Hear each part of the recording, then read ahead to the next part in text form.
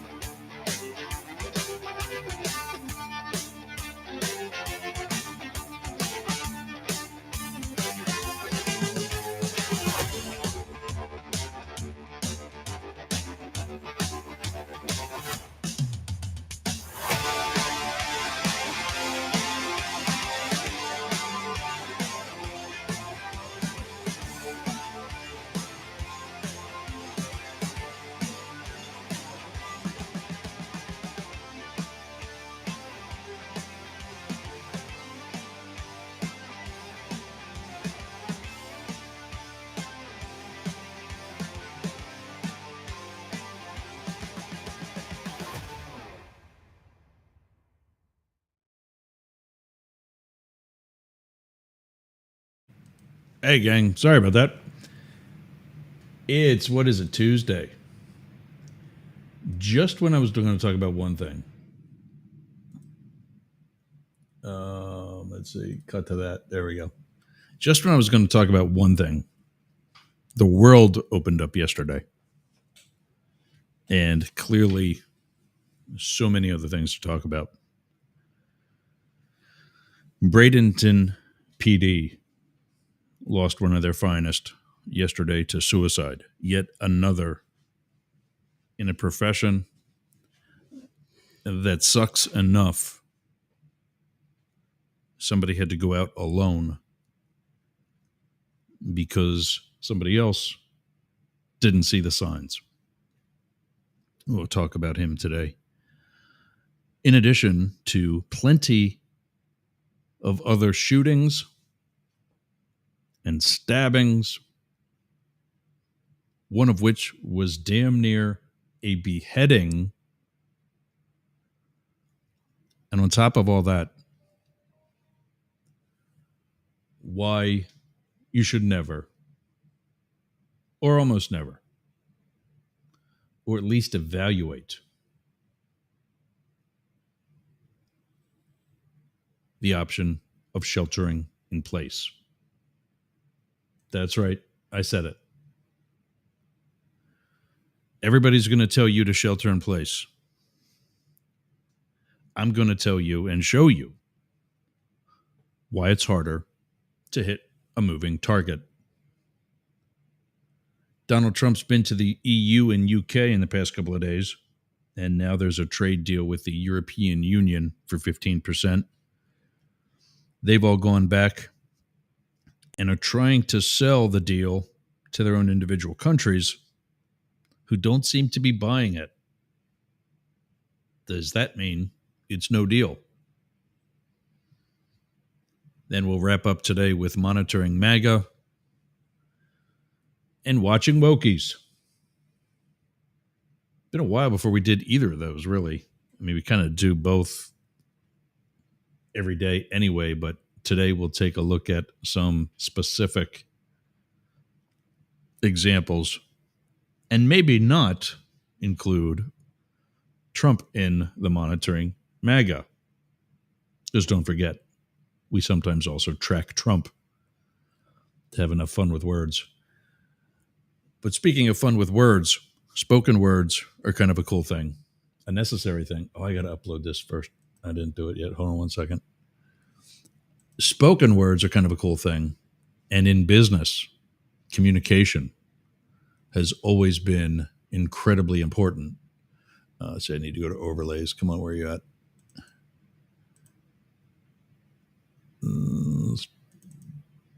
Sponsors, come on, did this work?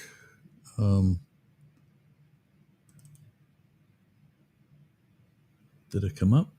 Let's see. There we go. I spent a good hour and 20 minutes, 15, 20 minutes on the phone today with Seamless Communications. That's the company that backs our phone system here at Mastiff Media. And I got some much needed training and updated on some training. We're going to get, he's not going to have it today. He and I will work on it later tonight. Sportcat will now have access to the phone system. He used to have access to our old system when we were with the company that tries to muscle you into a year-long contract, even though that's illegal. That one. I just deleted some of their data from my system because I know they're now definitely not coming after me for what they think I owe them, which I could prove I don't. But Seamless Communications has been with us ever since, coming up on now probably about 9 months or so. Which reminds me, nobody likes to call me. Like, I don't know why. I'm not going to hurt you. And if you're a moron and I hang up on you, you'll live. Don't be a moron. Call us at up the middle 1-888-88-YERGS or 844-GAY-LGBT for those of you listening on Rainbow Radio. Don't forget to like, share, bookmark. We know that censorship, because of at least some of the things we say, might make us a target. It has to some of our colleagues in journalism. And I'm not just talking about people like Stephen Colbert or 60 Minutes or George Stephanopoulos, but I'm talking about other independent journalists like me who are being targeted by various, not just, I don't think Trump particularly knows these people, but without question, I know because I've lived it. 3 times during my Secret Service career, I was investigated illegally by the Secret Service. I could prove that what they said they were investigating me for was bullshit, and the real reason was about my sexuality. 2 of those investigations came during the Trump administration. Now, does that mean Donald Trump said, go look at that fag Yerger? No. But he did make the atmosphere one where my bonehead bosses felt they were safe to do so, until they realized they were going up against me. So bookmark mastiff.media or whichever of the stations you're listening to us on, so that when we're no longer on Facebook, when we're no longer on YouTube, because we can't be, we can still come to you. And don't forget to subscribe, follow, whatever it is, connect, whatever the cool connection thing is for the way that you're listening or watching, and download the Tone Tip app, because I've got, well, one new Tone Tip coming at you today. for seamless communications. Definitely an amazing phone system. And we'll talk about them coming up. Well, actually, let me get your Tone Tip app out. Get that thing fired up because it's going to be coming at you soon enough. But I got this. I didn't get a chance to put this in the...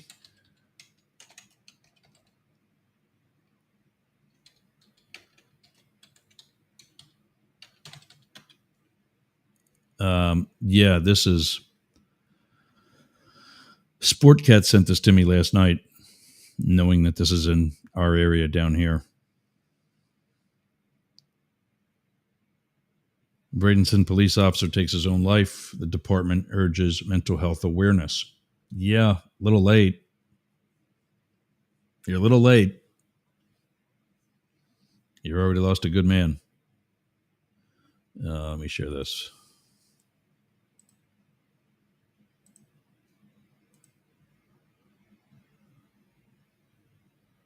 I guess I can take the Seamless Communications logo down off my face now. This was on Thursday of last week. His family and fellow officers hope his story sparks a larger conversation about the unseen toll of the job. Been there.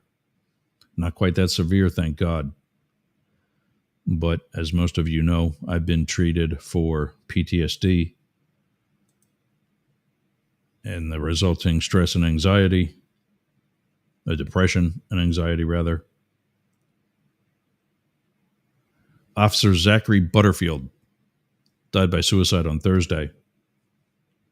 Now his family and fellow officers are sharing his story, hoping it sparks a larger conversation about the unseen toll of the job and the critical importance of mental health support for first responders. I'm glad that says first responders, not just police, because medics and ambulance and fire, they see some pretty nasty shit too. Butterfield was known among his peers as a man with a big smile and an even bigger heart. It's called hiding. Not just go to everybody who has a smile on their face and say, "Are you okay?" But the point about this is you often aren't going to know because they're hiding. A veteran of the U.S. Coast Guard, he joined the Bradenton Police Department 3 years ago and quickly made an impact. He was 3 years and on the SWAT team. That's pretty quick. He was a bit of a jokester, a funny guy that always lightened the room, said Bradenton Police Chief Josh Kramer. He loved every day. No, he didn't. No, he didn't. That's why he's dead. You think he loved every day.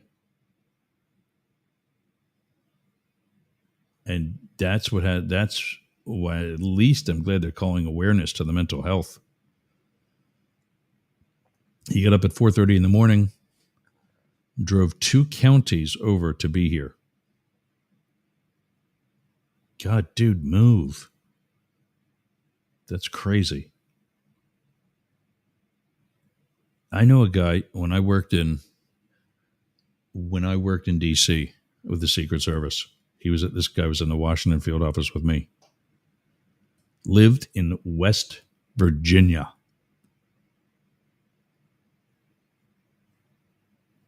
West Virginia to work in Washington, D.C.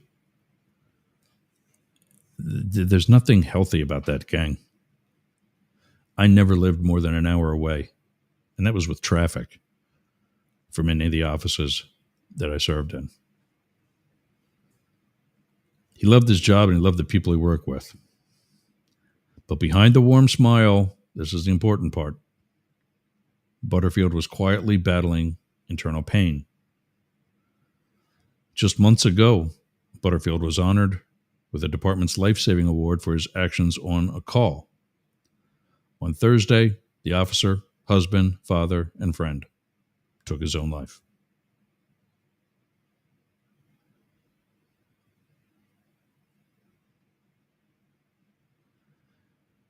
Kramer said that Butterfield did something many officers struggled to do. He asked for help. Wow, this is a huge failure. He reached out to our peer counseling group, Kramer said. They found him a spot at a local first responder retreat where he was able to talk with counselors and others going through similar things. Butterfield's wife and his chief said they want to highlight that step. The bravery it takes, absolutely, to say something isn't right. This field, whether it's military, law enforcement, ambulance, fire, any first responder, any defender, any level of law enforcement, because just because you wear a suit and tie doesn't mean that things don't suck. Believe me, when the federal government comes after you multiple times, your life can suck. I can attest to that firsthand knowledge.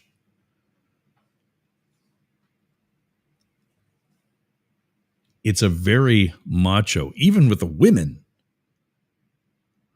The female agents I worked with, most of them I would not mess with. And that's me talking. It is a very macho culture. And without even reading the rest of this article, I know that this is a huge failure because this man even took that potentially embarrassing, the difficult step to ask for help. There's absolutely no reason, people, that this guy should have been left behind.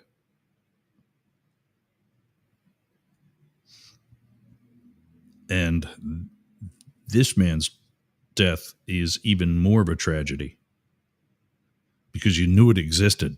You knew his issues existed. And I don't mean issues like, oh, that guy has issues.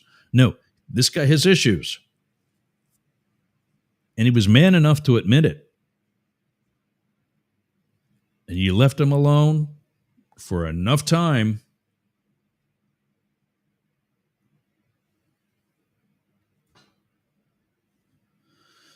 Burden's wife and his chief said they want to highlight that step. Absolutely. The bravery it takes to say something that isn't right. Because they know other officers are carrying similar burden. Yeah, all of them are. We love our job because of the fact that we can help people. Some do love it for the wrong reasons. And when I say that, I mean there's the ego and the whole macho driving fast cars or whatever else. No, it's that's not it. That should never be it.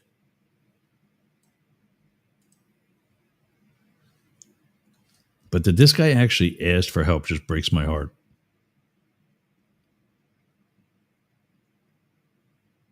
Nationwide suicide is the leading cause of death among law enforcement officers. A painful truth that underscores the need for change. More officers have died at their own hands than in the line of duty. A local perspective, the Suncoast Police Benevolent Association is working to shift that culture of silence. They've launched a mental health peer support course at St. Petersburg College designed to train officers to support each other. It's much easier to open up to someone who understands what you've seen and been through, said Jonathan Vasquez, the president of the association. Saving one life is everything. We want officers to know suicide is never the only option. It's never an option. Word this properly, people. This isn't that hard. Oh, this kills me.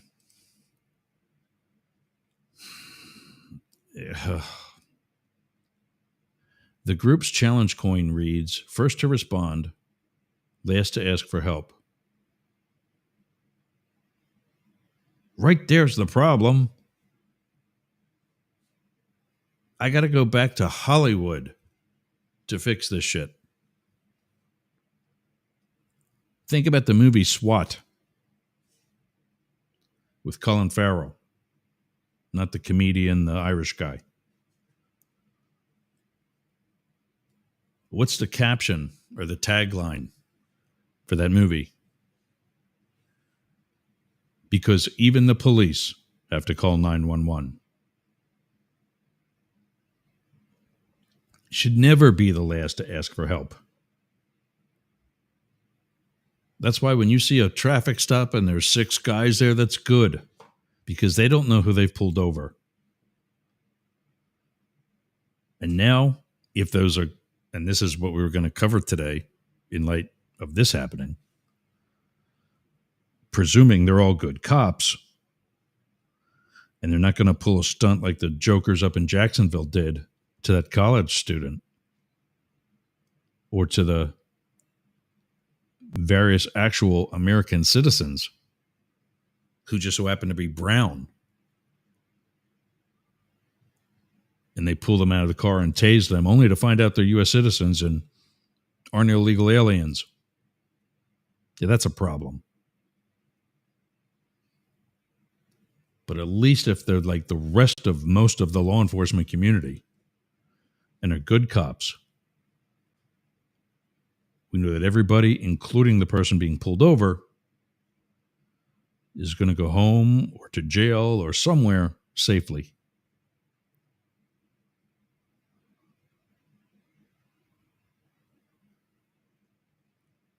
So you should never be the last to ask for help. That should be one of the first things you do. Backup, assistance, counseling, whatever it is. There's nothing wrong with that. Kramer said that while his department mourns, they're also motivated to honor Butterfield's legacy by making sure others know help is out there. There was love in his heart for what he did and the people he worked with, Kramer said. That's what I'm going to try to carry with me every day. Officer Zachary Butterfield is remembered not just for how he served, but for his courage to speak up, and for the hope that sharing his story will help someone else do the same.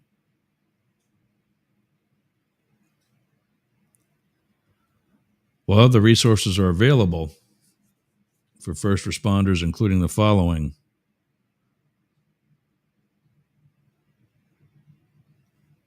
I will post all these in the show notes. Wish I would able to could put these together in a tone tip also, which I will later. First responder hope line is 211 or 866 4FL Hero. Or go to crisiscenter.com /about-us/services/first responder hope. Jesus, people, you think somebody's going to type all that shit into...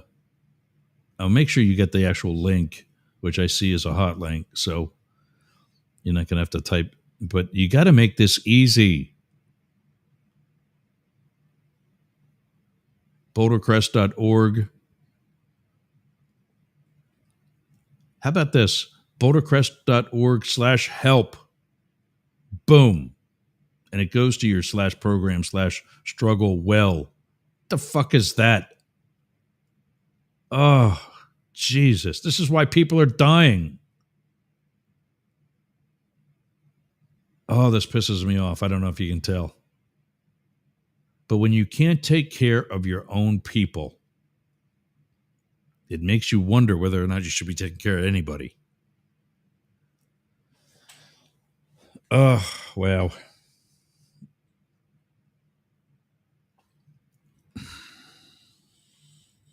And on top of that, these folks who are not being taken care of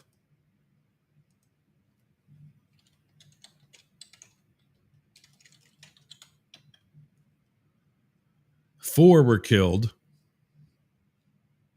including an off-duty police officer in Midtown officer shooting yesterday. Last night, actually, yesterday afternoon. Another one opens fire, same day, outside Reno Casino, killing 3 and injuring several others.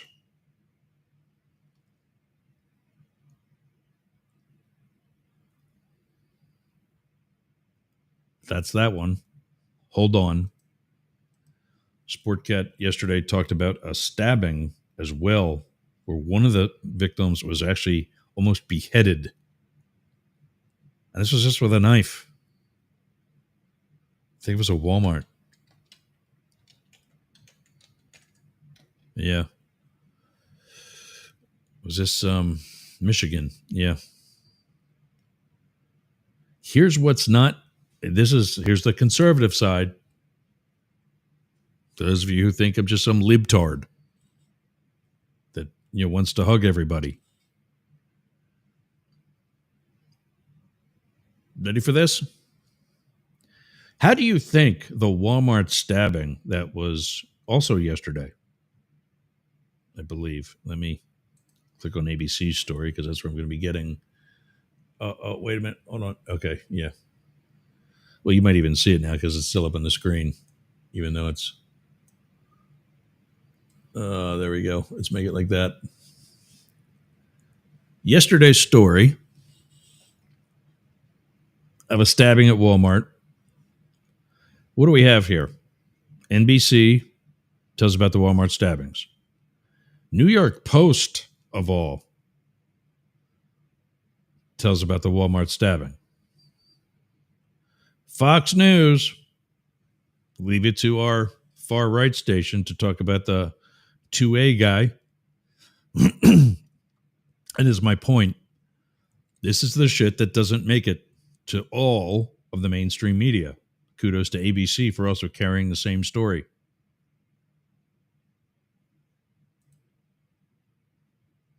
Armed bystander who helped confront Walmart stabbing suspect speaks out. Yes, said hero is also a black man.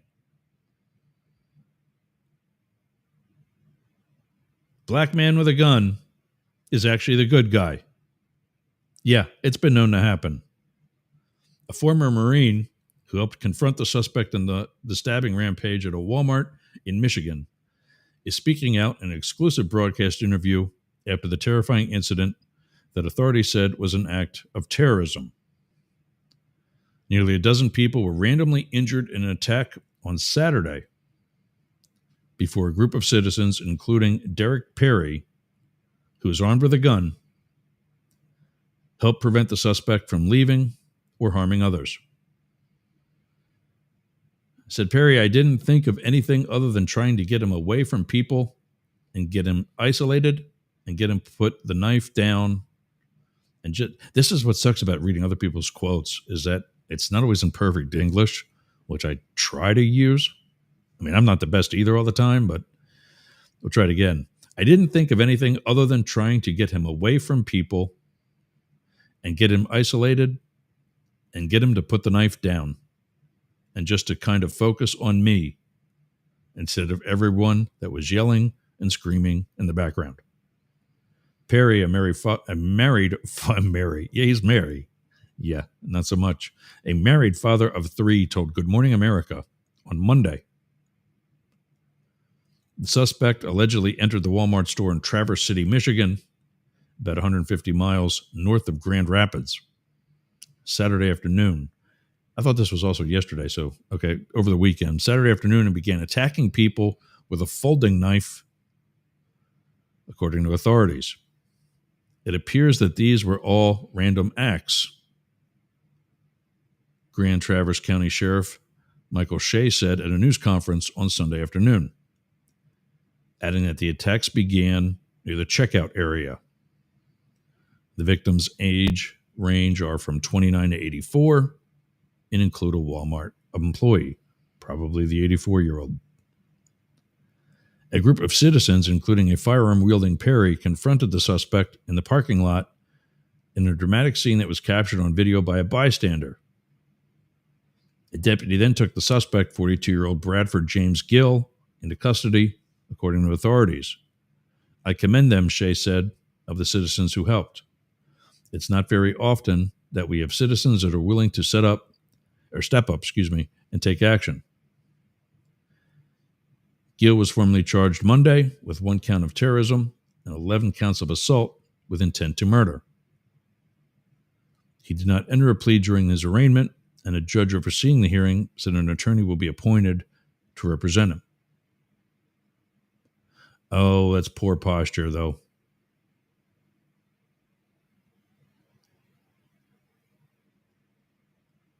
A bystander, not good tactics. You don't hold the gun sideways. That they do that shit in movies. Magistrate Tammy Rogers said Gill's bail at $100,000 cash and ordered him to return to court for a probable cause hearing on August 6th and a preliminary hearing on August 12th. The magistrate granted the prosecutor's request for high bail for Gill, alleging that he had committed one of the most serious crimes that one could commit in the state of Michigan. Prosecutor said each charge against Gill carries a possible life sentence if he is convicted.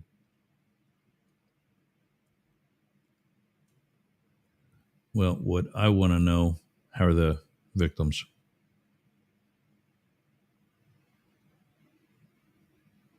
USA Today wants to tell us about the attack. Let's tell about the people who had their lives really screwed up.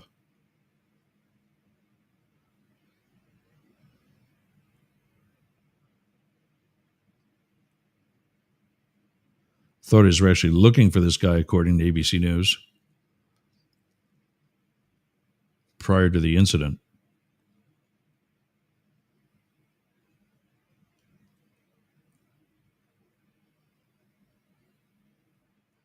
Let's go to the video and see the interview of dude, Derek Perry. Throw the knife that way! Throw it away! This morning, a hero who helped stop a man. The one guy's in bare accused of feet. stabbing What are you multiple doing? people at a Walmart in Traverse City, Michigan. Jesus speaking Christ. out exclusively with ABC News. I didn't think of anything other than trying to get him away from people and get him isolated and get him to put the knife down. Former Marine Derek Perry says he was checking out at the Walmart Saturday afternoon when he heard a commotion. A lady was like screaming for her son, and all the employees and patrons were clamoring, trying to run in different directions. The suspect, 42-year-old Bradford James Gilley, fleeing to the parking lot. Perry and others dropping their groceries to surround the man. Perry pulled his gun. Guy still has a cigar. Carry in Michigan. Unfortunately, there was kind of like a mob mentality. Look at very disturbing things were being said on how to deal with the situation, and I had to block all of that out and focus on him. Good for you, because dude. I ultimately just wanted him to put the knife down and back away until law enforcement got there. I did not see myself as any type of judge, jury, or executioner. I just wanted everyone to be safe. Did he say anything to you? Were you able to Yes. kind of get a state of mind? And I can see in his eyes that he was wild-eyed, and he did not look like he was in his right mind. And he was saying, they told me to do it. They told me to do it, and call 911. I said, they're on their way. They're coming. On Monday, Gilley formally charged with terrorism and 11 counts of assault with the intent to murder. He pleaded not guilty to all charges, telling a police officer before the arraignment he did not want to participate. Do I have to do this? I don't want to. Never once, Perry says, did he consider actually pulling the trigger. I took time to actually look and listen and try to understand his mind state and see that, yes, I am in a position to do something very rash, but it's ultimately my decision to not do it as well. Just de-escalate the situation, try to get him to surrender on his own accord. Perry, who works in a hospital, says he doesn't feel like a hero. The only thing that separated me The guy's in from bare the feet. other gentleman that had stepped in as well was what I was carrying in my hands. I think I would have ran out there or walked out there and helped either way. It was just a moment of, I've got a duty to protect. Those other two were cannon fodder. The one guy's in his bare feet. The other guy can barely walk. There you go. And that guy's not even, well, I guess, not knowing exactly what he did with the Marines. Maybe he has training in that. I mean, he needs to hold his weapon better. Look, if the sight line is properly lined up, I've seen it done. Making fun of people in the movies who do the sideways bullshit. My instructor, rest in peace, Frank Taylor, was the chief of police at Emmaus Police Department in Emmaus, Pennsylvania. If you've ever heard the famous song by Billy Joel, Allentown, that area of the state, Chief Taylor took a gun, I'm not kidding you, and held it upside down. So if you're looking at me in the camera, I'm using my fingers to properly hold a firearm. He actually held it upside down, lined up the sights, and with the grip in his hand, using his pinky on the trigger finger, lined up the sights, put a round right in the X-ring. That's not how you shoot a gun. This guy's best friend, I'm brain farting on the name now. The guy who revamped Springfield Armory. The guy with 1911s, this guy shot usually nothing but 1911s. It's even what he carried. But the mechanical engineer who was an armorer, and I'm brain farting on the name, but back in like the 70s or 80s, Springfield Armory sucked. This guy came in, became their head armorer, redid the whole company, made Springfield Armory top of the line firearms. And this was 25 years ago. His custom 45s were like $5 or $6 grand 25 years ago. Even longer, because it's when I was taking Chief Taylor's classes at it's the guy who taught me how to be a bodyguard. And I can't believe I can't think of that name. Let me close it out. I'll search for it while we're talking, but you don't hold a gun like that. That being said, everything else was spot on, to include using that barefoot moron as cover. That is also a really good example of what sometimes gets into people, to include not only the guy that's the stabber, the terrorist, the mentally ill person, clearly. He's going to get off with, he's going to plead insanity. He's going to spend the rest of his life in a hospital. But the guy's in bare feet. He's overweight. He's out of shape. Clearly never fought a day in his life.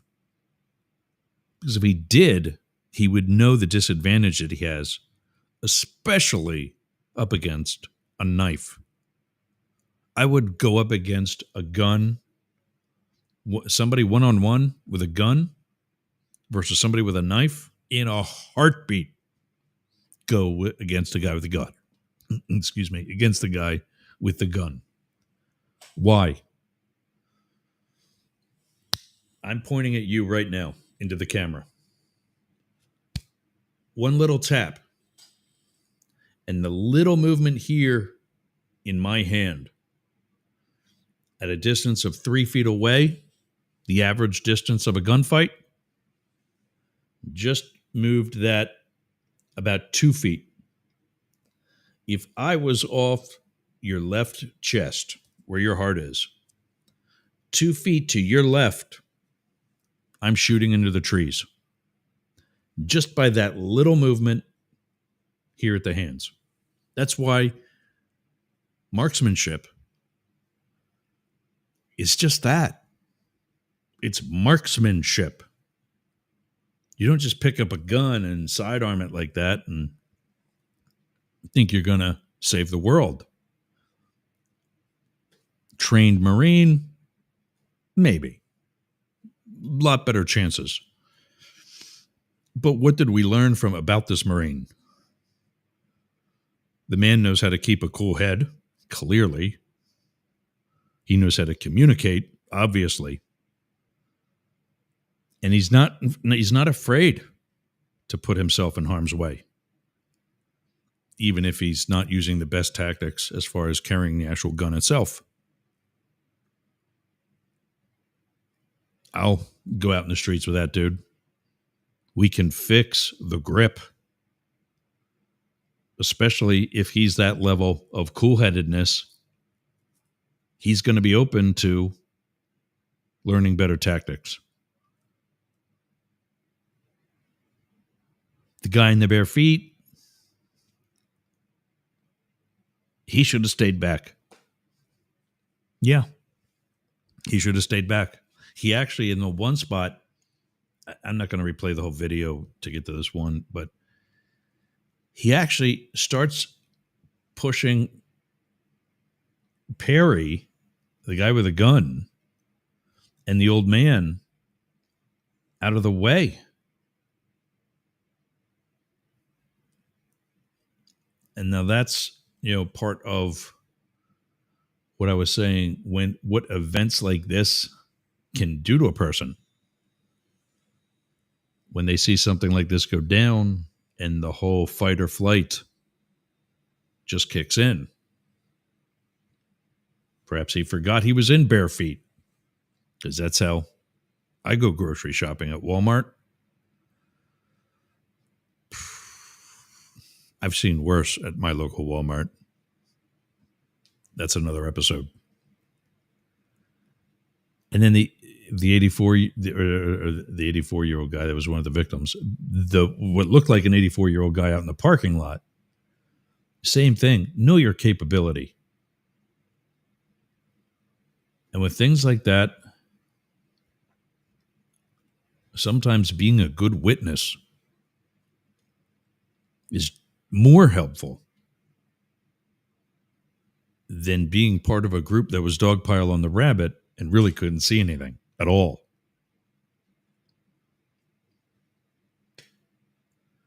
Oh, wow. Are we far behind? I've got to take a break. When we come back, I'm going to tell you more about Seamless Communications and how they're helping us out. They've already helped us out. And we'll talk about the shootings that also took place. Reno, Nevada, and New York City. This is Up the Middle on the Mastiff Media Network. We'll be back right after this.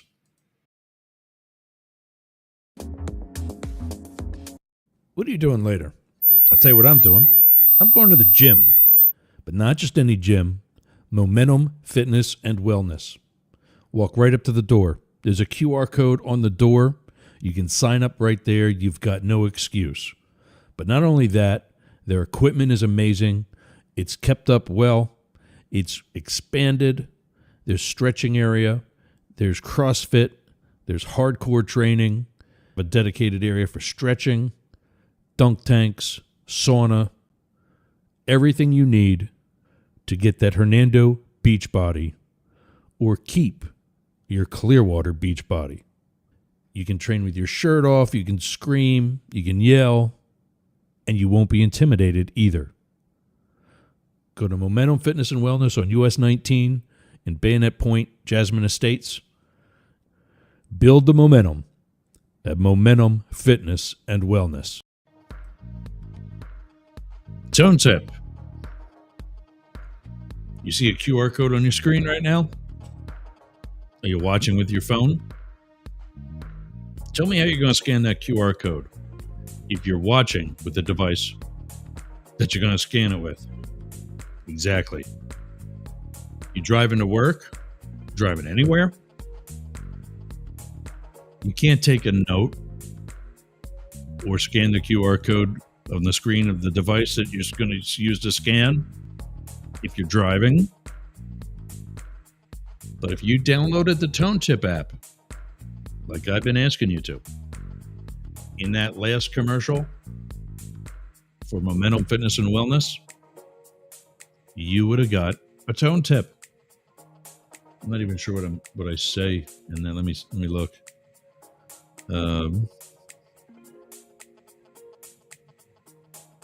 Let's see. You get the location? No, that's the website, I think. Yep, that's the website. That's fine. What we'll do is we'll edit that. And there's a button. I'll put the location in too. So when you're in my area, go say hi to Anthony and everybody at Momentum Fitness and Wellness. And that's right there on your phone. And one of the coolest things about it is that if you have it already,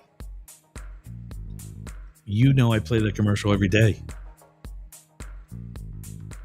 Now you're not going to get it 20 more times in a month because you got it already.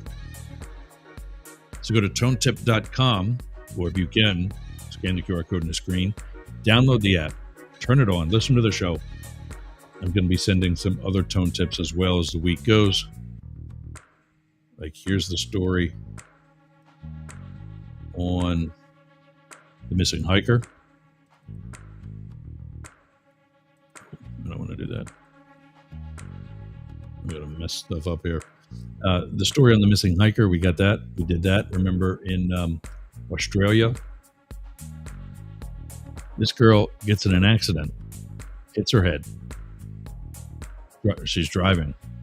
Everybody just knew she was out hiking. She's driving. She gets in an accident. She hits her head, gets a little disillusioned. She walks off. Is in the Australian outback for 12 days. She's okay. She'll be all right. Here comes that story. You get your tone tip. You just received it.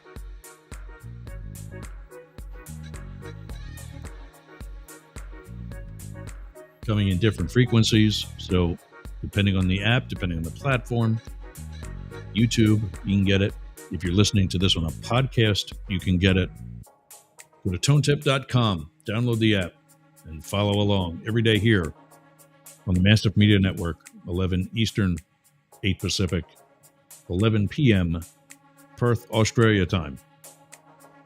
And by the way, if you are somewhere in the world, you're trying to figure out what time we start, it's 11 a.m. Eastern in the United States. New York City, Washington, D.C., Tampa, where we're at. Use that along with, let me go to it quick here. World Time Buddy, is that it? There we go. Yeah, worldtimebuddy.com is what we recommend.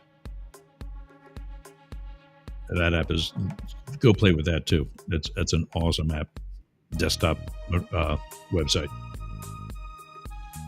ToneTip.com. Definitely the future of passing information electronically. Remember, Tone Tip, just the tip. I wonder if people get that joke. All right. Superfan Ken says, good morning, gang. Hope everyone is having a great Tuesday. Mine's starting to shape up. I got a busy afternoon, but definitely looking. I like being on the show more than calling in, but that's just me. Yeah, I was telling that to Dar from Seamless Communications. I can't pay you guys to call in and talk. You guys love these damn texts. A lot of seem to be happy people. We need to ask if they're okay. Yeah, Robin Williams is another example. Trauma and PTSD is a big, and a lot of people need to talk about it. It's not a weak thing. I feel this is a necessary thing. Yeah, absolutely. And it's finally that stigma of you're a pussy is going away, but we're not fully there yet. Jurg's Walmart, just saying, all kind of people are in Wally World. Yeah. It's the abnormal, it's literally the abnormal Feywild of places. Yeah, my favorite Walmart story. I'm getting some groceries on a Friday night, right when I first moved to this area of Florida. Just moved from LA. Okay, so that should help you. And this couple comes in holding hands to do their Friday night grocery shopping. Right? Oh, that's sweet. You know, date night at Walmart. And they're coming in through the door. I'm in the produce section. And they walk past me. And as I turn, I look at them. And her shirt, she's a big girl. Nothing wrong with that. But the world does have some certain stereotypes. And you don't expect to see some certain things. Her t-shirt was hiked up over her hips and over her butt. And sticking out between the t-shirt and her dark sweatpants was a leopard print thong. Can I tell you her waist is probably the size of my desk? And I just got that visual now forever. That rather large leopard print thong. Overweight people can fight too. Yeah, absolutely. No doubt. But you can't be putting yourself at an immediate disadvantage, especially up against a knife. Dude in bare feet had no business being there at all. I mean, this is somebody I've studied. That was my martial art. Kali. Google that. Kali. Translation into English: Filipino street fighting, also known as fucking people up. There are no belt systems in Kali. There's no green belt, yellow belt, brown belt. It's you go home or you don't. That's Kali. And a lot of it is knife fighting. I've seen someone stomp someone's ass that was in better shape. Yeah, 100%. You can be pretty and not know anything about how to fight or kick someone's ass. Most of the gays I work out with. But don't think that being fat and out of shape is an asset.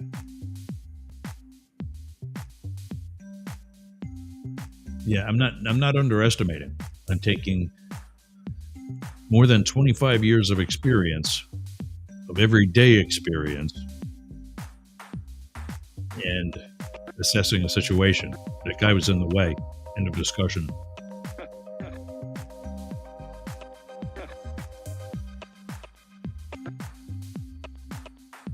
I heard the loud screeching of the tone tip. Well, if you heard the loud screeching of the tone tip, then you didn't hear both of them. I know most can't hear it, but it's loud. The 14 decibel is a louder one. The 19 decibel that I also send is not so much. Oh, no.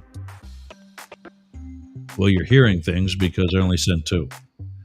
Supervan Ken says he heard all 3. I don't know what you're listening to, dude. There's only 2 of them. I know because I'm the one that pressed play. But we still love you. Where the hell? There we go. Get rid of the comments. All right. So we've talked about stabbings. We've talked about seamless communication. We've talked about tone tip. This is why sponsors need to buy advertising with me, because that tone tip commercial, the live spot, is supposed to be a minute. Actually, it's supposed to be 75 seconds. You actually get more. This is a hell of a lot longer than 75 seconds. Tone tip better love me. All right. So we talked about the stabbing. You know, I didn't find the status of the people.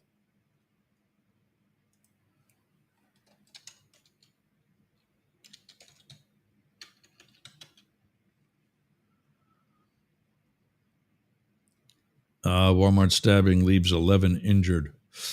Let's see what this says.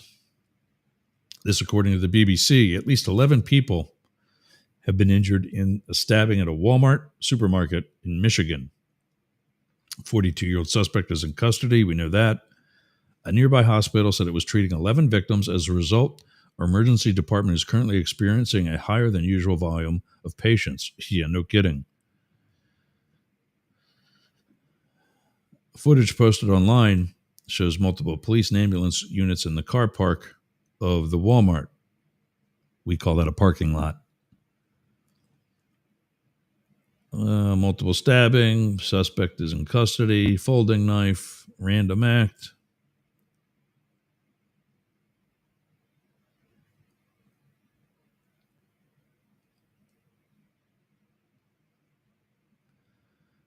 As of Saturday night, 5 people were in serious condition. 6 others were critical. So it doesn't sound like we've got any deaths in it. And they didn't say he was charged with any homicide either. So that's, I mean, it still sucks for these people, but it's still good news. FBI Deputy Director, oh, Jesus, Danny boy. FBI Deputy Director Dan Bongino said federal personnel were responding to provide any necessary support to local authorities. Michigan Governor Gretchen Whitmer said she was in touch with law enforcement about the horrible news. Oh, good. Here we go. More thoughts and prayers. Our thoughts are with the victims and community reeling with this brutal act of violence. Traverse City is 255 miles northwest of Detroit. Well, I think if we would have had harsher injuries, you would have seen it. So that's good news.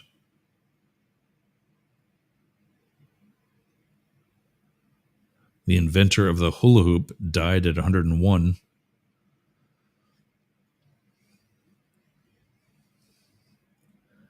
New York gunman. Switch over to that one.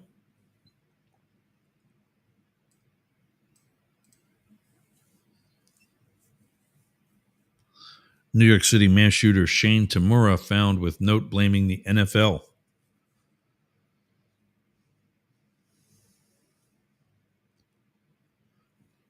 Washington Post has some live updates. I don't think I'm a subscriber to that, though. Well, I know I'm not, but I think I have to be. I think that's like the New York Times. Let's see what we got. Oh, yeah, at least I get some of it here. Okay. I was watching the mayor's press conference last night. In New York, authorities investigating Monday's fatal shooting inside a Manhattan office building are focusing on a note left by the gunman, Shane Tamura, according to Mayor Eric Adams. Speaking to MSNBC, Adams said that the note referenced chronic traumatic CTE, I can't pronounce the last word, encephalopathy, it's brain trauma, a disease linked to head trauma, and that Tamura appeared to be focused on the NFL, which has offices in the building. Police say the 27-year-old Las Vegas man had documented mental health history. But there he is with an automatic rifle. Traveled across the country before entering the lobby of the skyscraper armed with an M4 rifle and spraying it with gunfire. He then went to the 33rd floor where he fired more rounds and fatally shot himself. He killed 4 people, including a police officer, and injured an NFL employee.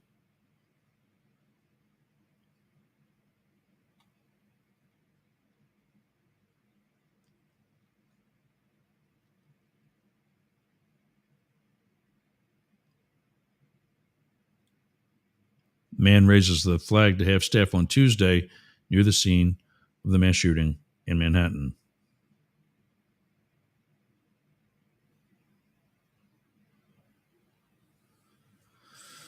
I want to find the actual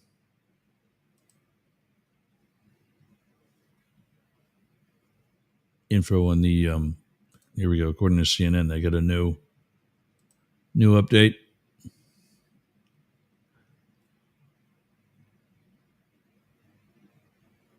A lone gunman killed 4 people in Midtown Monday before fatally shooting himself.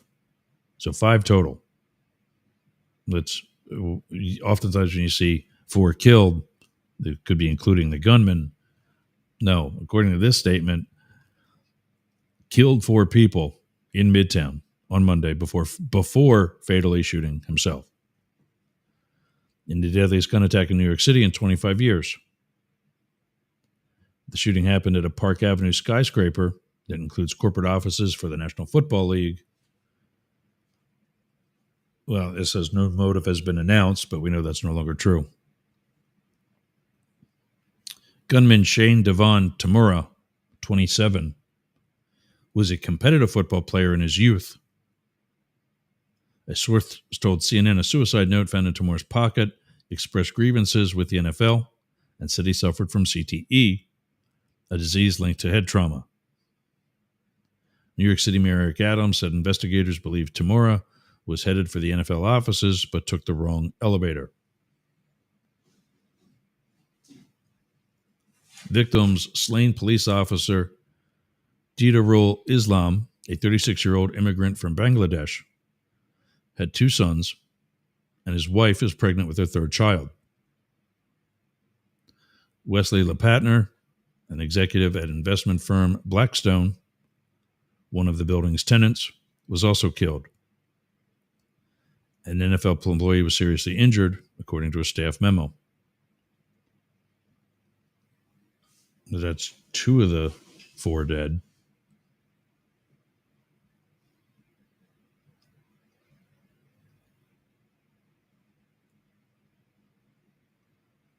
I'm not going to comment on the 2 major candidates for mayor. You know, they always, people on both sides of the political spectrum always offer thoughts and prayers and bullshit like that. You know, they're irrelevant. There's nothing that they can actually do with this. You know, as much of a screwball as he might be, the only political candidate we're going to hear from is Eric Adams, the actual mayor.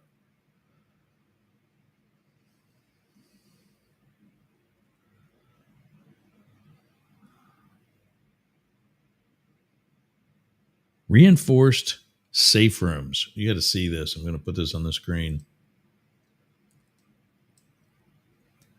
Reinforced safe rooms and a switch to disable elevators. A look at the security measures at 345 Park Avenue. The deadly shooting on Monday at a prominent Manhattan office building came despite significant security measures at the building, which is owned by Rudin Management. Here's what we know about security at 345 Park. Lobby alarm could have disabled elevators, Mayor says. The security station in the lobby of 345 Park Avenue includes an alarm button that disables elevators. A security guard was attempting to activate the alarm, but he was assassinated behind the counter as he attempted to hide himself behind the counter. There you go. Eric Adams with a double. Mayor of a major city. Saying something twice in one sentence. After opening fire in the lobby, the gunman went into an elevator where a woman ran out, said New York Police Commissioner Jessica Tisch. He took the elevator to the 33rd floor, where the woman had been heading, a law enforcement officer told CNN. The shooter had been headed toward the offices for the National Football League, but got into the wrong elevator and ended up on the 33rd floor. The floor the shooter entered, which includes offices for Rudin management, has a room designed for protection from attack. Call that a panic room. Or we often call it a hard room. A hard room is not with studded up walls, but with brick, and there's no windows. Oftentimes it's a bathroom, or something that's surrounded by a stairwell, in a taller building, because it's either got steel reinforcement and filled concrete, or the steel reinforcement studs. There's a room designed for protection from attack. Rudin management has a safe room on each floor, which doubled as a bathroom. See? Where you were able to lock yourself in behind a bulletproof door. Kind of tough if somebody else is trying to get in to save themselves, but I guess first come, first serve. The NFL sent out a security alert. Although the shooter never came to the area of the building occupied by the NFL, the league told workers to shelter in place, according to ESPN NFL beat reporter Jeff Darlington. Do not exit the building, secure your location, and hide until law enforcement clears your floor. Please switch phones to silent. Well, the switching phones to silent part, I agree with. However, and this is something you have to evaluate and put a plan together. I mean, it's 2025, people. We're not in the 60s anymore. Put a plan for where you work, how you're going to shelter in place, or how you're going to evacuate, if that ever becomes an option. Why do I say that? We shelter in place in places like a hard room, but we don't stay there. And when I say we, I mean security details from the Secret Service. We don't stay there. The reason why we don't stay there is because we have limited supplies. Secondly, we also know that there's an attacker coming for us. So the more mobile we are, the harder of a target we are to find and to kill. Additionally, we can shelter in place because we know help is on the way. Whether it's a smaller detail with an immediate call to 911 and immediate identification by local law enforcement because they already know we're operating in their jurisdiction. In fact, they're probably with us. Or God forbid you try to go up against a president's detail where there's literally a small army. For that, we can shelter in place because it ain't going to be long. If it's just you, you need to evaluate what your options are. And that's not something that should be done on game day. When you start hearing gunshots down the hall, that's not a good time to start figuring that shit out. It should already be done. And you should already know. And for that matter, even if it's just a walkthrough, you should already practice. Yeah, practice. Now, I can't tell you numbers, but I can tell you that when we go from point A to point B, that's not the only route that we have. When we come and go from point A or point B, that's not the only point from which we can come and go, meaning the area that we call the arrival departure area of a building, of a site. In a building like this, it would probably be the loading docks. We don't like dropping off and picking up out front. We don't like the big entrances and exits. That's a politician thing. They like to be seen. We like to move and get out. So we like loading docks. We like parking garages, covered, isolated areas where we can close that area down. And therefore, if we see somebody in there, we know that's either us because we know who they are, or they need to be challenged. End of discussion. You don't belong here. Oh, well, I work. My car's parked over there. Yeah, well, wait over there until we let you go over there. So we have more than one such place all the time. And of course, they're also strategically located throughout the site so that we have access to any of them in a moment's notice. Again, I can't say exactly how many or more details than that. What does that allow us to do? It allows us to get away. It allows us to, some other tactical people would say, get off the X. The X is the target, that center of the target that I talked about when I talked about Chief Frank Taylor. That's where the bullet is supposed to go. You don't want to be there. So when we talk about getting off the X, we talk about moving. If you've ever fired a gun, you know hitting a paper target that's stationary is easier than hitting one that's moving.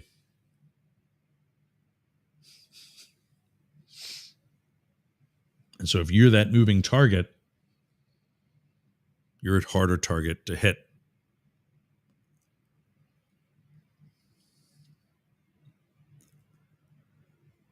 So sheltering in place, you've got to know your surroundings. You've got to know the situation. You've got to know your conditions. I've got various bags. One that I take with me for the day, expecting to at least be able to come back tomorrow if I have to be out of the house. There's other bags that I prepare. I know what to bring if I have to go for a number of days or a longer period. It's immediate. I've got the checklist. There is an actual checklist. I've got it in my head. I've packed it every day for 21 years.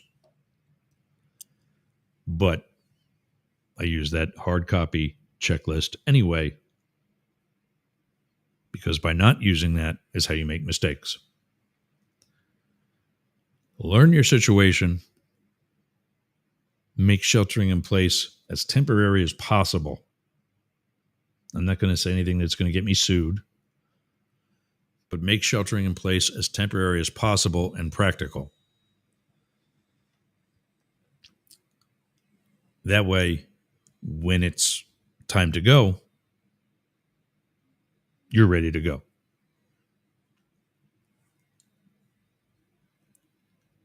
So that's New York.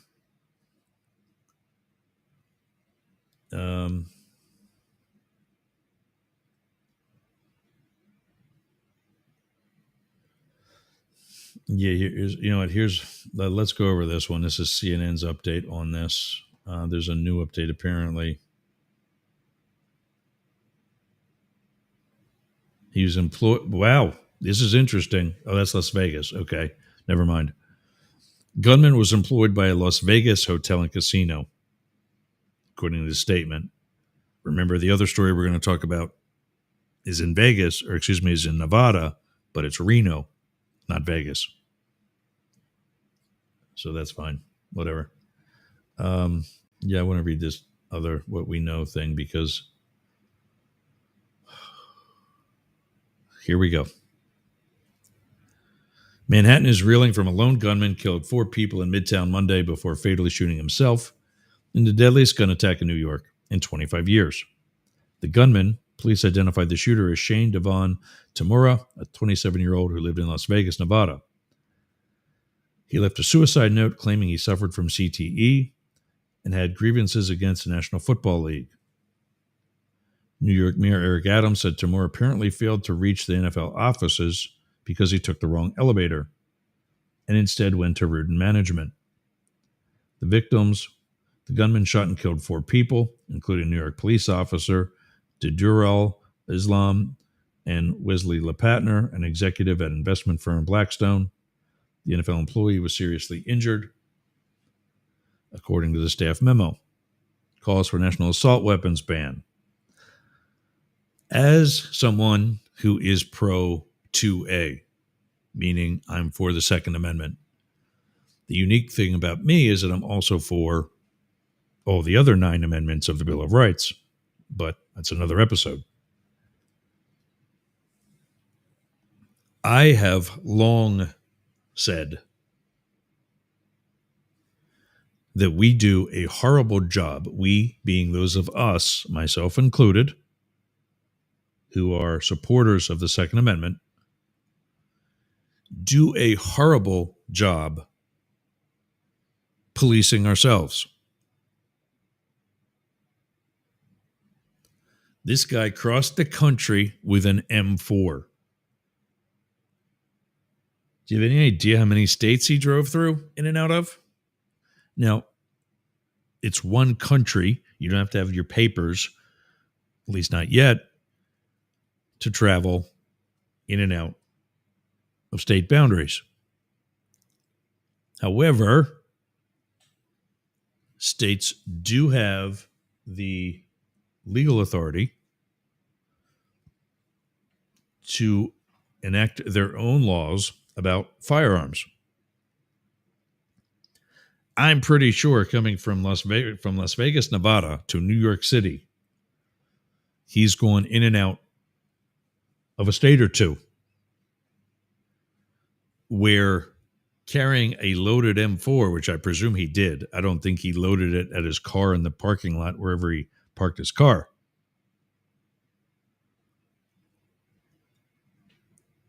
It was probably loaded the whole time, and doing so is even a federal violation, let alone probably at least one state violation.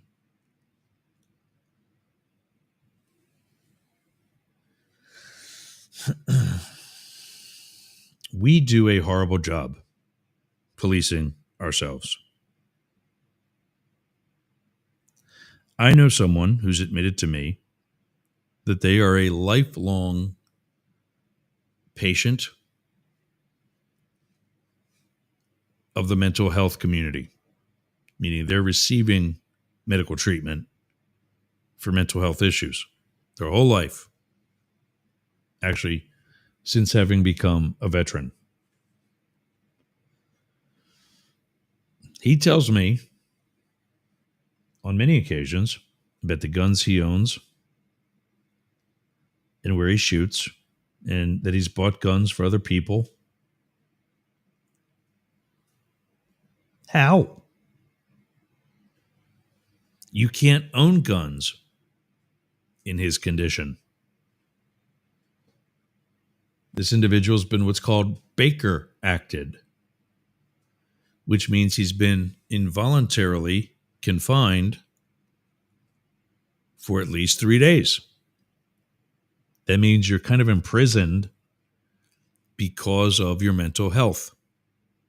You are a danger to yourself or others. Yet here he is buying and selling guns.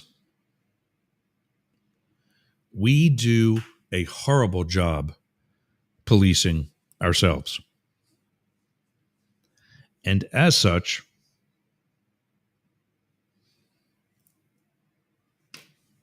Kathy Hochul and company are going to come calling, wanting national assault weapons bans.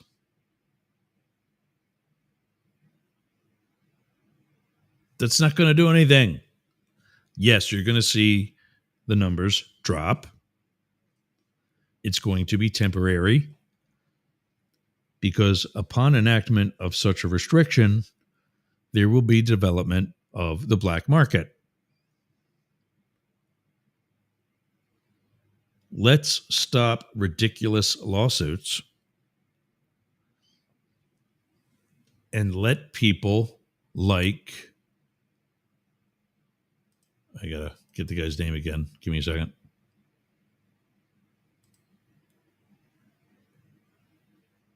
Where did it go? No. Where's my Walmart story?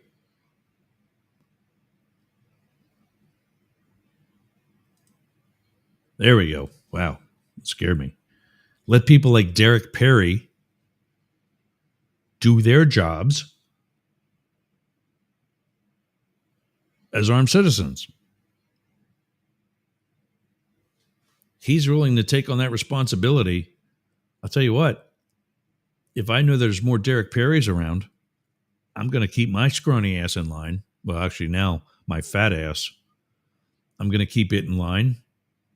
Why? I don't want to get shot. This ain't that hard, guys. Said that plenty of times before.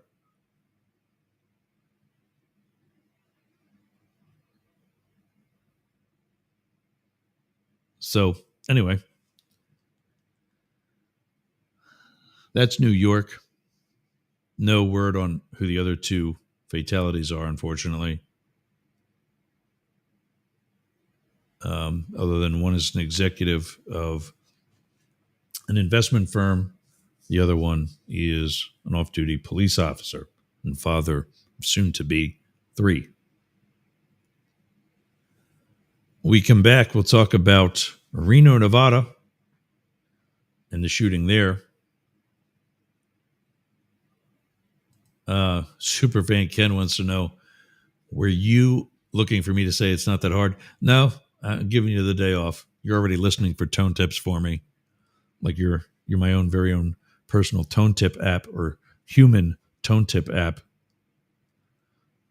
But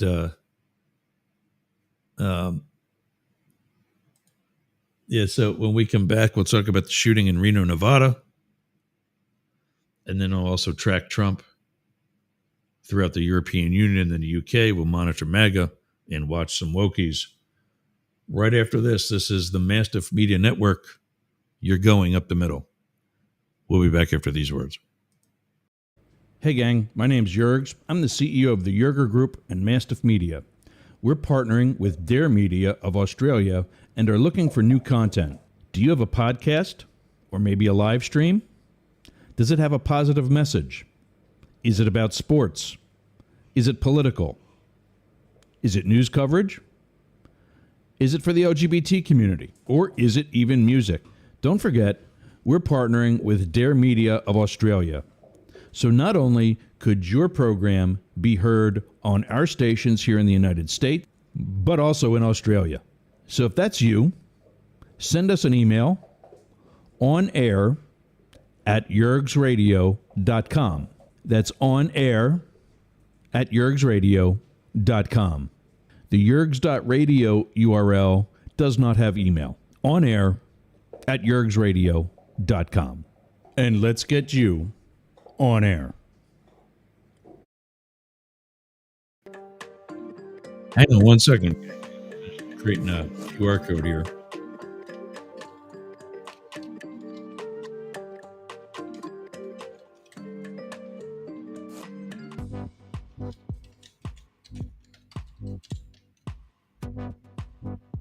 Let me get this one image here quick and we'll be right at it. Rough graphics. There we go.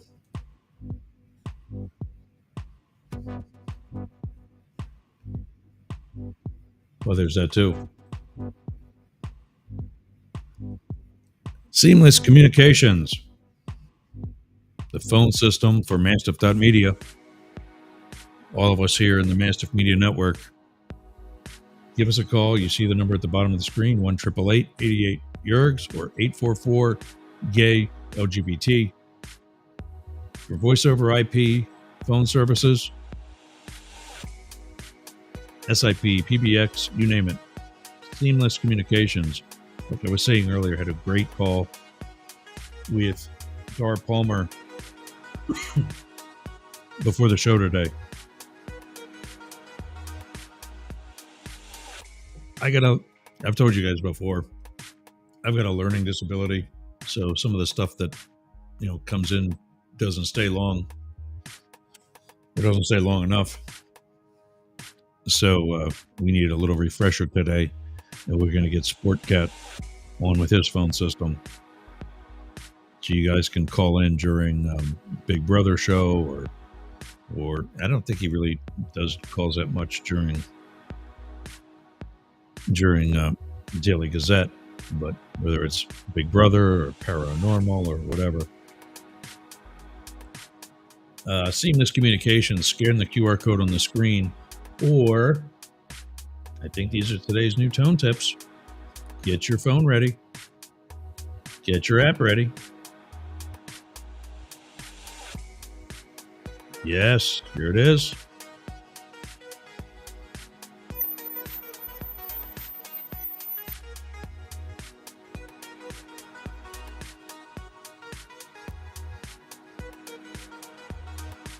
Hopefully you got that, because that's some good information coming to you. Excellent for your business, small or large. Go to seamless-communications. I think that's what it is. Let me make sure of that. Yeah, seamless-communications.com. Or just check out the info that's already on your Tone Tip app. And you're good to go. Seamless Communications.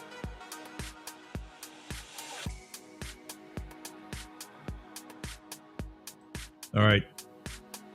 So in Reno,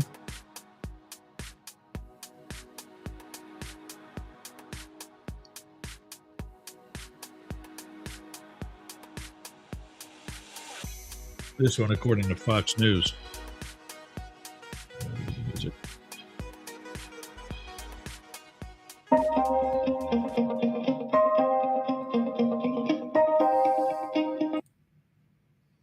They got something playing already.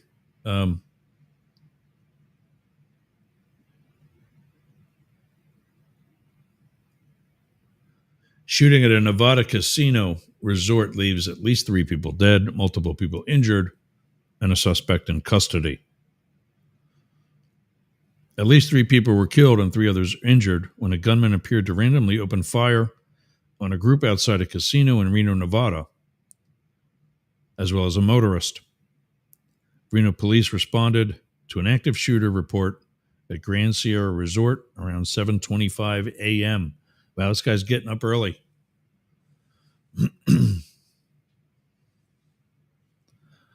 Presuming it was 7:25 a.m. local time.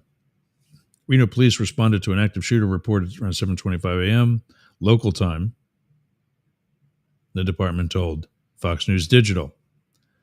The unidentified gunman was seen walking into the parking lot of the casino when he approached the valet area.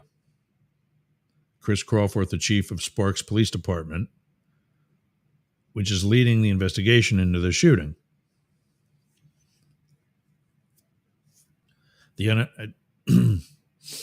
Sorry, my allergies are messing with me. Upon reaching the valet area, the suspect pointed a handgun at a group of people. The gun initially malfunctioned. Don't buy that Chinese stuff. Before the gunman was able to fire. 1 person was pronounced dead at the scene. 4 others were taken to a hospital where the second person was pronounced dead. After firing on the group, the gunman fled and was confronted by casino security guard who opened fire. The suspect continued to flee before fatally shooting another person driving through the parking lot. Within 2.5 minutes of reports of the shooting, authorities said officers located the suspect and a shootout occurred. The suspected gunman was taken to a hospital where he remains in critical condition. In total, 6 people were shot. Of the 3 who survived, 2 are listed in critical condition and 1 was released from the hospital. A motive for the shooting has not been determined. We have no reason to believe there's a connection between any of the victims and the suspect, and we have no motive by the suspect. The suspect had multiple magazines with him at the time of the shooting. In her remarks, Reno Mayor Hillary Sheev noted the random nature of Monday's events. I do want to give a reminder that life is very, very fragile. So please tell your family, your loved ones, your friends, that you love them every day, because life can be very unpredictable. Nevada Governor Joe Lombardo said his office was aware of the shooting and was monitoring the situation. Is that a monitoring the situation? Well, at least you're staying the hell out of the way. Why do you need to get your name in there? You're not doing anything. The Nevada Department of Public Safety was assisting local authorities. While we wait for more information, please join me and Donna in praying for the victims and their families and for our brave first responders. The Sparks Police Department will also investigate the officer-involved shooting, Reno authorities said. That's actually considered a separate incident, even though it's at the same location.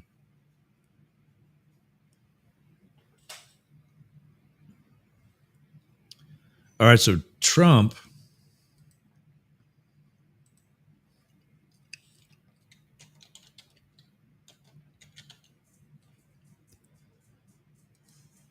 has made a deal with the EU.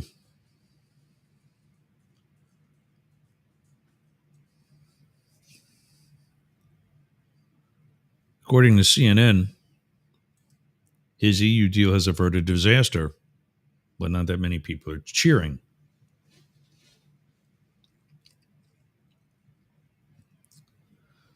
According to CBS, they're doing a feature on who really emerged as the winner in the trade deal. There shouldn't be a single winner. That's why it's called trading.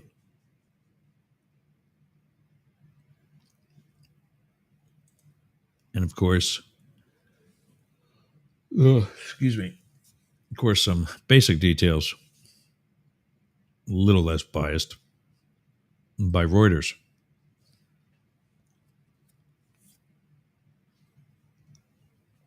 European Commission President Ursula von der Leyen sits with the U.S. President Donald Trump after the announcement of the trade deal. Let's put this on the screen for those watching.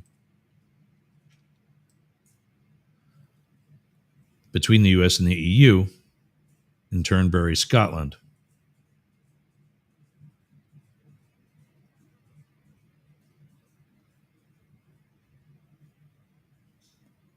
The United States and the EU agreed on a framework trade deal to end months of uncertainty for industries and consumers. The two sides aim to produce a joint statement to clarify what they have agreed to, but here are the main elements of the deal that will enter into force on August 1st through an executive order by President Donald Trump, according to EU officials. Baseline tariff rate.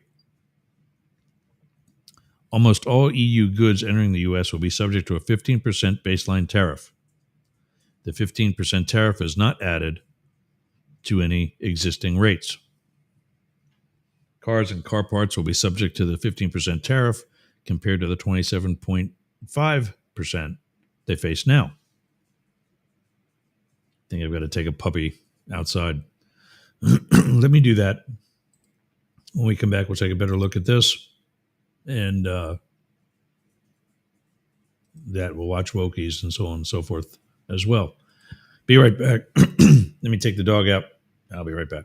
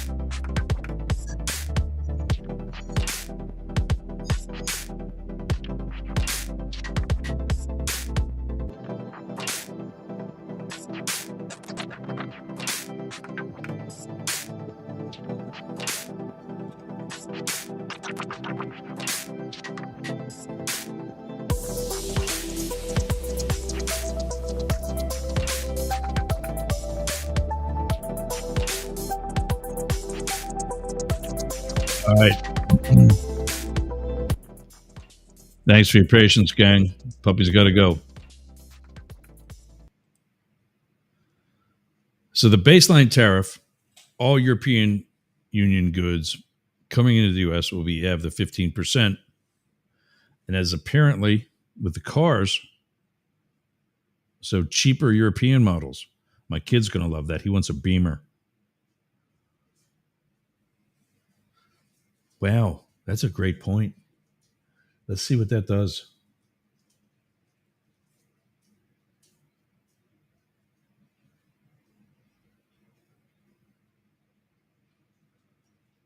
Let's take a look at that.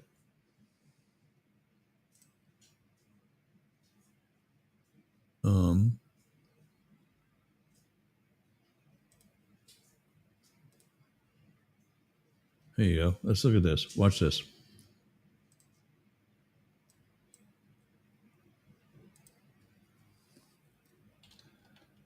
If a BMW costs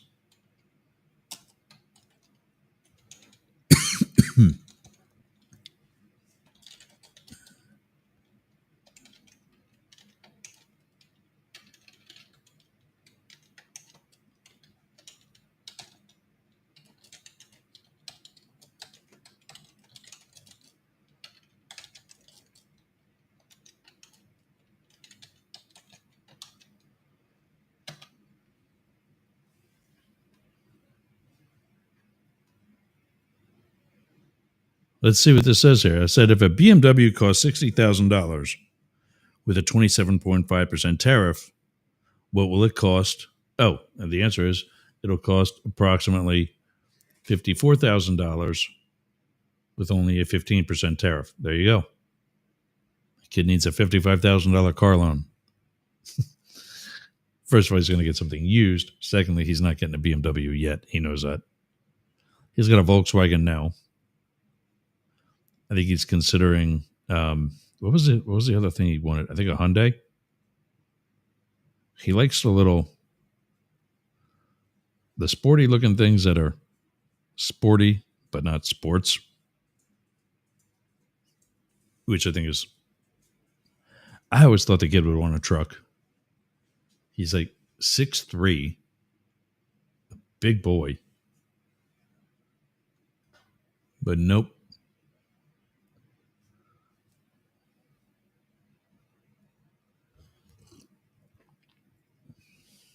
So, yeah.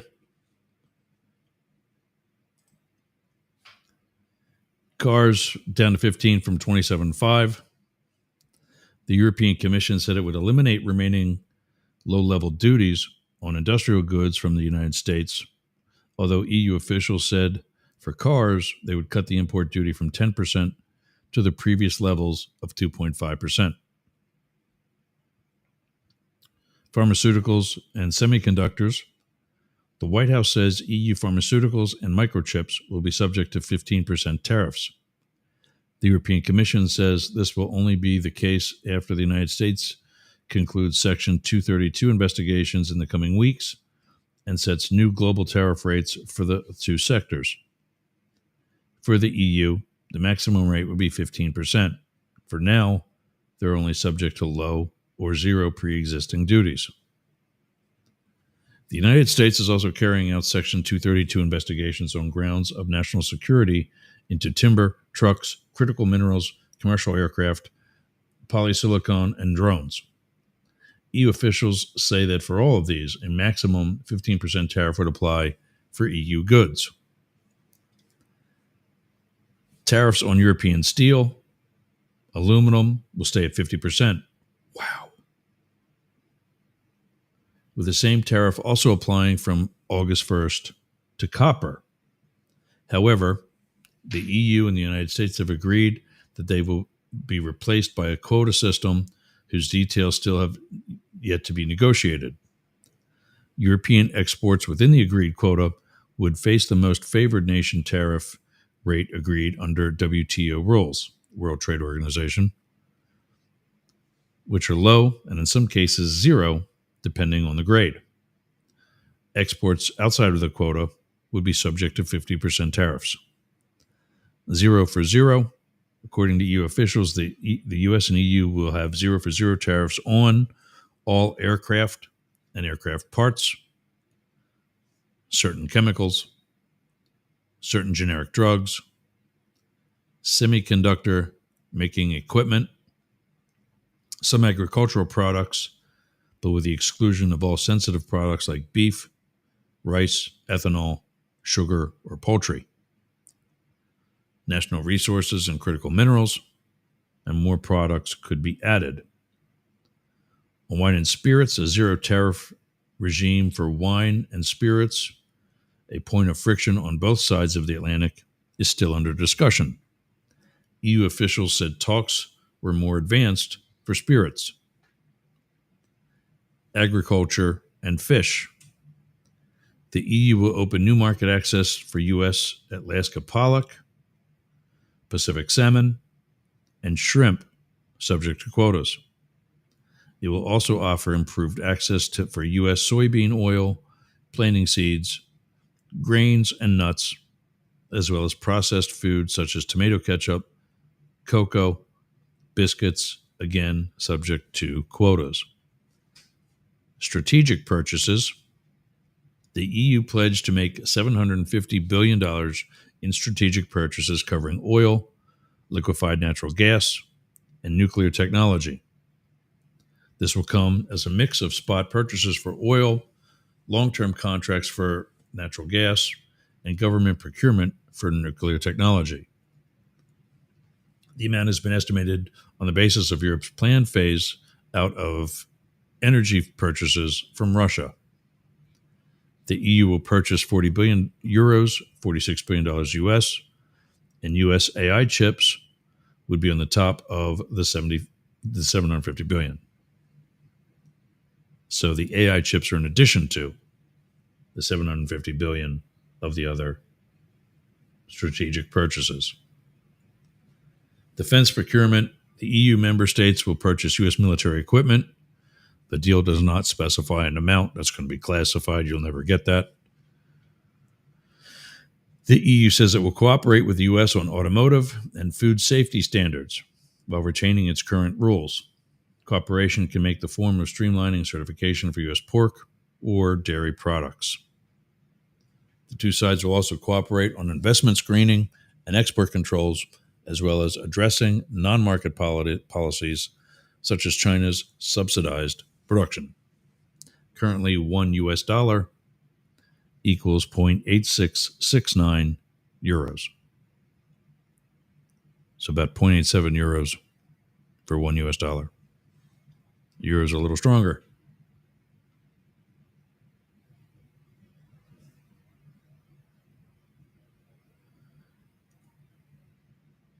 All right. I thought there was something with the UK too. Because didn't he meet with Starmer?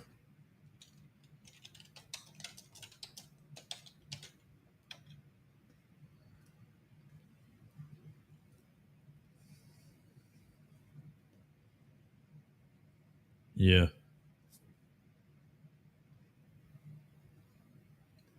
Basically, an extension in the tariff truce.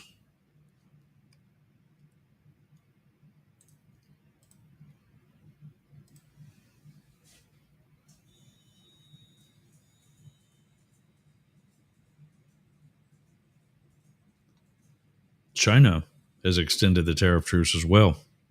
That's news.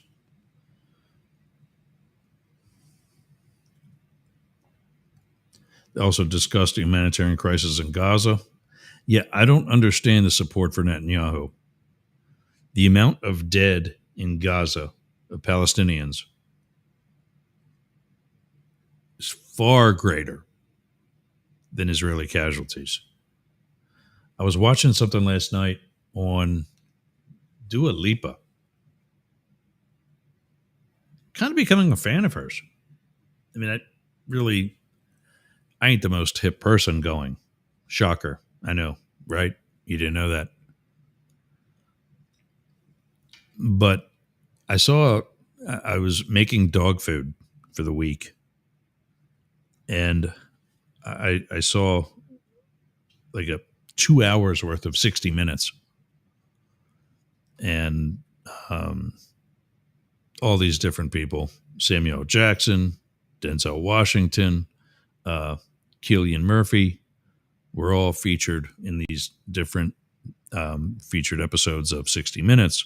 And Dua Lipa was one of them, interviewed by Anderson Cooper, who I actually worked out with years ago. She said something about, and it wasn't anti-Israeli so much as it was just pro-life in Gaza. Nothing wrong with that. And some Jewish rabbi gets all up in her shit and starts this social media campaign against her. And it backfired on him.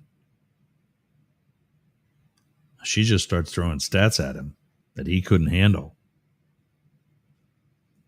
Here's what you lost. And this is wrong. It should not have happened. However, there's justice and there's unfair revenge, is essentially, I'm paraphrasing, of course, but was essentially her message. And he didn't know what to say. Some pretty little rock star actually got a brain and knows how to use it. Caught his sorry ass off guard.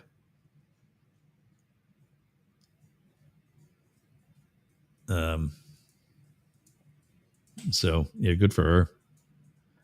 But what I've been seeing with Gaza and the Israeli handling of it is just disgusting. I get that we've got to keep the whole Jewish state and homeland and blah, blah, blah. Fine. Well, if we can do it for them, we can do it for Ukraine, one.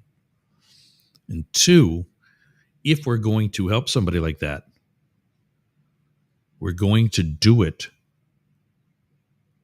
for somebody who maintains a certain standard. Benjamin Netanyahu is not maintaining that standard.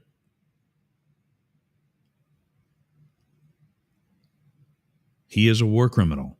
Look at what he's done. Look at what he's pushed for. Look at what's happened under his watch. No, I'm not saying we should be attacking Jews. I'm saying we should not be attacking Palestinians. When your people, your army, the Israeli Defense Forces, put in caravans for food, and as these people go rushing to these only sources of food that they've got, and you mow them over with automatic weapons, you think that's okay? That's Putin shit. That's Bashar al-Assad shit. That's not what we do here. And it's not what we're going to do. Once we get T-Rump out of office. I would just love to see... I'd love to see Trump do it, for that matter. But someone step up and say, here's the standard, Ukraine. Here's the standard, Israel. You want our help. Here's how you're going to behave. Quit bitching about us and whether or not we do it too. You're not in a position for that. That's one of the things I kind of, sort of, to an extent, agreed with Trump on when he and his bitch, J.D. Vance, set up Zelensky in the White House that day, which was pathetic. But nevertheless, to a degree, Zelensky had a certain level, a lesser level of bargaining power given that, yeah, he's at war. That being said, the fact that his country has, for lack of better terms, lasted for so long against this supposed superpower that is Russia, who ultimately I believe to be nothing more than a shit sandwich.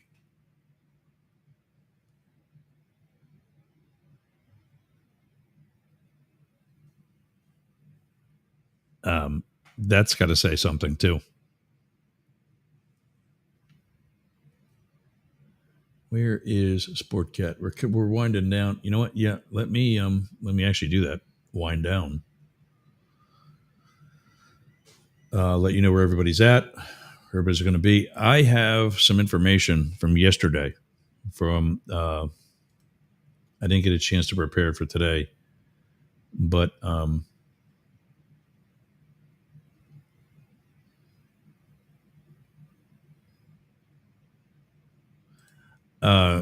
you go through the plugs for wrap up today. Superfan Ken says, I need Sportcat's weather maps info. You know, I was using his weather website. I wasn't too impressed. I think I'm going to look for something else. The guys in Australia at Dare Media sent me a link for a news service. I'm going to check that out. Now, that's something that we are together paying for. I'm not going to be able to share that with you. But some of his stuff, like he's got this global thing where it tracks like the jet stream and shit like that. But the other one, I was entering in some of the cities, like here, Hudson, and it didn't have that. So I'm like, okay, well, I can't use it. I just heard him. Let's get him on here. Hey, man. What's up, buddy? I did that training today. Which training? Tonight for the you replied maybe, and I didn't really push it because I got the notes from it. Good. For the phone system. I was half awake. Yeah, I wasn't all that alert either. I forgot about that. Sorry. I managed to get through that okay with the guy from Seamless Communications. And so I have a booked solid afternoon. Okay. As soon as you and I are finished chatting, I'm going to sign off maybe even a couple minutes early and get to that to-do list. I've got to be back here in time for a 4 p.m. meeting with another company about streaming and such. So sweet. Hopefully get that better system put together. Growing our network? Kind of, sort of. Yeah, that's the one you and I talked about you getting your own station. Yeah. This would be part of it, except it's mostly the video side of it. Okay. So, yeah, he's got about a half hour booked out. I could probably be on with him for 2 hours because I've just got that many questions and I just don't know. He's getting back from a vacation and it's Australia. So it's going to be, let's see, 4 o'clock. It's going to be 6 o'clock in the morning for him. He's in Eastern Australia. But I looked at doing music and it's probably going to be too expensive. So we'll probably just stay. Yeah. The royalties are going to kill small guys like us. Yep. But I figured you might want to get into like an emergency responder, paranormal, something like that type of talk station. Mm-hmm. Yeah, I have some ideas about. Yeah, it was definitely the emergency responder because I think they could bring a few other shows on board fairly quickly. So I did a pretty good feature on that Bradenton police officer today. Good. That pisses me off. What you mean? This guy reached out for help. And this guy was at like almost like a rehab, is the way it sounded. It was a camp for people like him to talk things out with other people like him. How do you let a guy like that slip through the cracks? Well, I mean, you can't catch them all. I mean, obviously, but Yeah, but the whole thing is the chief said this guy loved life. No, he didn't. If he loved life, he'd still be here. Yeah, he was putting on a fake smile. Exactly. That's what I said. Yeah, we all do that occasionally. So, yeah. And when I read that this guy went, you got to, I don't know what social medias you follow me on, but you got to go back and watch the first half hour, 45 minutes of today's show. I went apeshit. Good. When I read through the story that you sent me, and thanks for sending that, by the way, that he actually asked for help, but he died by suicide anyway. Yeah. That's a huge failure. It is. But, and that they're saying, we're not going to let his legacy, we're going to make, bullshit. You're covering for your own ass. Exactly. At this point, where you fail. Administrators do. Yeah. Yep. I agree on that one because, I mean, you can't catch them all, obviously, but if you are reaching out for help and you want help, a lot of times we're shunned because there's not a lot of healthcare professionals that are willing to take on our trauma. I mean, because we think about it, when I start describing to you the burned babies, the mangled bodies, you get that shit on you. And so there's not a lot of people that want that added weight of their already stressful job, for one. And then for two, we have a system in place, mostly by the old timers. And I hate to say that because I'm becoming an old timer, but we just walk it off. Here comes everybody. Here it comes everybody. We just walk it off. And it's that, you just walk it off. Just man up. That's exactly what I said. Foot. You can't be a pussy. And we have a history telling them that, and I've argued with people in the face. I'm like, okay, or I don't know if that's the right terminology, but to their face, saying, you may not have a problem today. You may not have a problem tomorrow. You may never have a problem. But one day there may be one thing that brings all that shit back. There's a couple eye-opening moments for me. That's what I said. I forget who I was having this conversation with about, the progress I've made. When I first was told by my therapist that I had PTSD, I was offended. Yep. Because I see, even with a bad day, I see the level of functionality that I have compared to the military folks and the 9/11 people who can't get out of bed in the morning, who sit there crying all day, who have real damage done. Yes. And the therapist, it was a Zoom session kind of thing. The therapist sticks her finger up in the camera and shakes her finger at me and says, no. Just like any other injury. And as soon as she said that, I thought of that sergeant that you and I interviewed, Michael Sugru, who calls it post-traumatic stress injury. Yes. And she said, just like any other injury, there are degrees to which you can be injured. Yes. And so you may not be that bad, but that doesn't prevent you from, as in my case, being in a grocery store and find myself bawling in the middle of the rice section for some unknown reason. Yeah, and you don't know why. Feel like you're going to jump out of your skin. Yeah, you don't know why. And people are looking at you like you're weird. I mean, you are, but fortunately, I was at least kind of sort of alone. And I was able to kind of choke it back a little bit. But that's when I'm like, and I was telling that to another friend of mine later that day or later that week. And I was telling him about another condition that I had or situation that I experienced where I would get this pain in my left chest and my arm. Like I was having a heart attack. Yep. And he said, would it last for a couple hours? I'm like, yeah. He said, that's not a heart attack. You're having an anxiety attack. Yes. And that's tied to your experience that you just had at the grocery store. Body's Caused gotta get by it out. something else that's happening in your life or has happened or both. And I said, that's it. This has got to end now. Oh yeah, I mean, I remember we used to be shipped around as medics. We'd go from there was 28 stations in the county, and if they were short, you'd go on the south side, and you'd go to places where the real bad shit happened.